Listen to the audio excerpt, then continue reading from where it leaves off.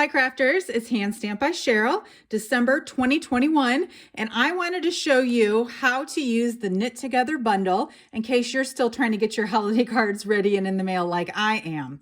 But in any case, if you're interested in any of these products, make sure you check out my website and enter the December host code at checkout, and then I always send you a free gift if you do that. So this Knit Together bundle is currently in the holiday catalog. If you buy both the stamp set and the dies together, you save 10%. However, we have learned that the dies will not be carrying over, so they're retiring by January 3rd, but the stamp set Knit Together is carrying over, so that's exciting.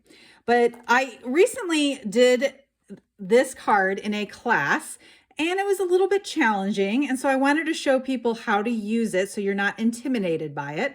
But when the class was over, I asked everyone which of the 5 cards was their favorite, and most people picked this one. So anyhow, stay tuned. This is going to be the first out of 3 videos showing you different ways how to use this bundle. But hurry, because these dies are retiring soon. All right, so we're going to basically make this same card, but I'm going to do a reverse color pattern. And so I'm going to just make the sweater red this time.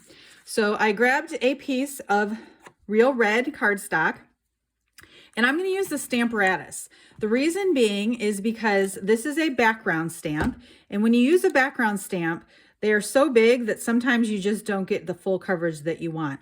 So I'm using some grid paper here, and I'm going to line it up so that, you know, hopefully the stamp will cover the whole piece of paper. And so I think that will do.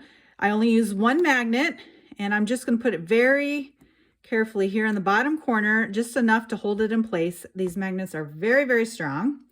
Okay, then I'm going to be using real red ink. And the best way to do this is to just tap it on the plate over here.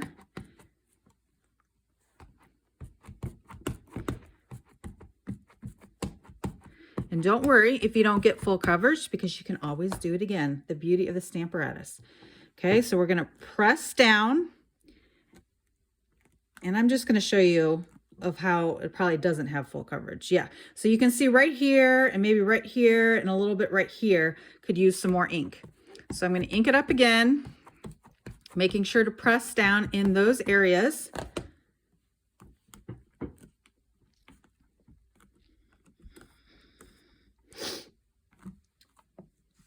Okay, I think I have a pretty good sweater. Now, I would probably be using a baby wipe, or our chamois is great for cleaning stamps that are on a plate. Okay, so I'm going to pull this one off. Okay, so now I have the sweater. The next step is to die cut it out. And so these are the dies, and I found one of they're all separate.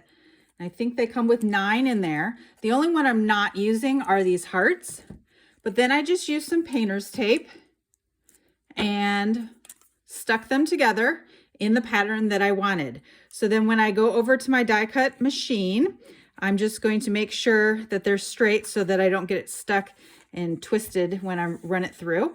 But I'm going to cut these out and I'll be right. Okay, I'm back, and as you can see, a lot of the pieces just sort of fall out. Okay, but some can get stuck inside, and so make sure you have a pick tool to just sort of pop the pieces out.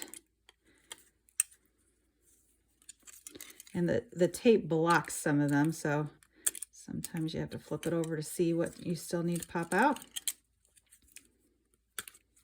And I like to save all these little bits and pieces so that you can decorate your card. Maybe the envelope, maybe the inside little white part that you write on. Okay, and I don't need all that, so I'm gonna just be good with that. And then here, you'll still have lots of things to pop out.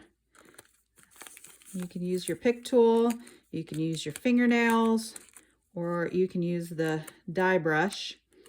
I tend to always just use this tool here.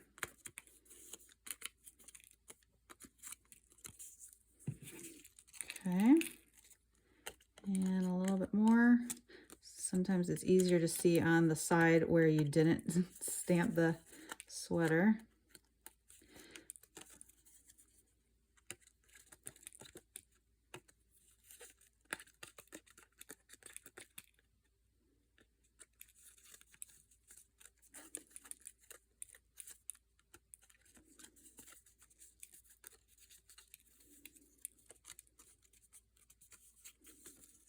Okay, now that I've got all my bits and pieces punched out, I am going to use green liquid glue, and I'm going to just try and set up a pattern on a piece of white cardstock that is 4 by 5 1/4. And so the red piece that I did was bigger than that. So it's going to be over, so I can stagger it if I want. And you can see here that you'll have more red pieces than you'll need.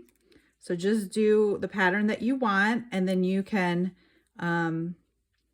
you'll adjust here in a minute. So I didn't even use these 2 pieces that popped out. So this is the pattern that I'm going to do. And now I'm going to just put on some clear liquid glue. That one, since it's got a straight edge at the top, I'm going to line up flush to the red. Okay.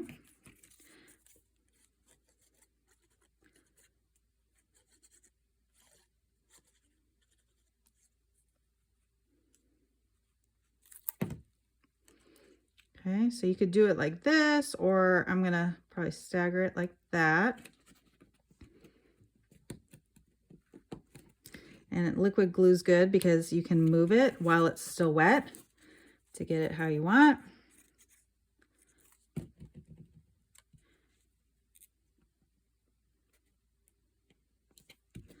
Okay, so now you have your sweater pieces glued down on a piece of white, and you flip it over, you can see the red excess, and so you'll just use your scissors to trim around.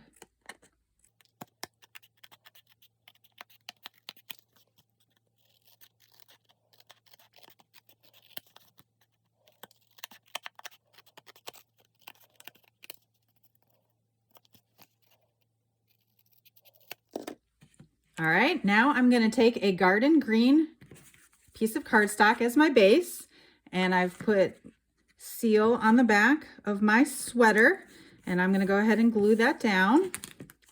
Okay, and now for the sentiment, I'm using Encircled in Warmth. This is another stamp set that we've learned is retiring, so you'll need to grab that by January 3rd. But this stamp image I just had to use because it says warm Christmas wishes, and it just went perfectly with a sweater. So I'm putting it on a D block, stamping it in real red. And I believe this is the 2 1/4 circle punch that's retired already, but of course I'll never get rid of circle punches. We do have circle dies now. Oh, got a little boo-boo right there, so just flip it over. You always get 2 chances. See, now to be honest with you, I should clean this because I've got a rim around it before I stamp. So I always look at my stamps before I do it, but because I'm saving time and I want to get going here, I'm going to go do it being careful not to press up at the top.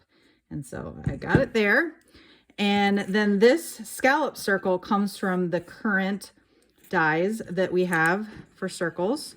So I'm going to put this on the green cardstock. You'll want to make sure you use dimensionals to pop this up.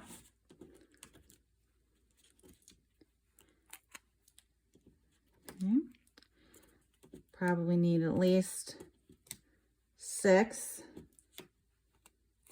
Okay, and then from there, you can put your sentiment. Now on my original, I used a ribbon, a red ribbon that went all the way around right here, but red ribbon on red sweater might not be so obvious. So I just keep all of my ribbon scraps in a little plastic jar like this. And I see here that I have a garden green ribbon. So I am going to just use this one. And I'm probably just going to tuck it underneath here. Now I want to angle this ribbon here so that it's angled like this one. And I've got special ribbon scissors for that, which I will do later. But you can see here a ribbon just sort of adds a fun element. And then when you do the inside of your card so that you can write, remember those extra pieces that popped out when I ran it through the die cut machine? I put it on the white sheet of paper. So now it just adds a fun element on the inside.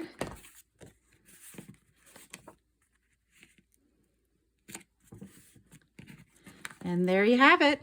So 2 different sweater cards using red and green in reverse order.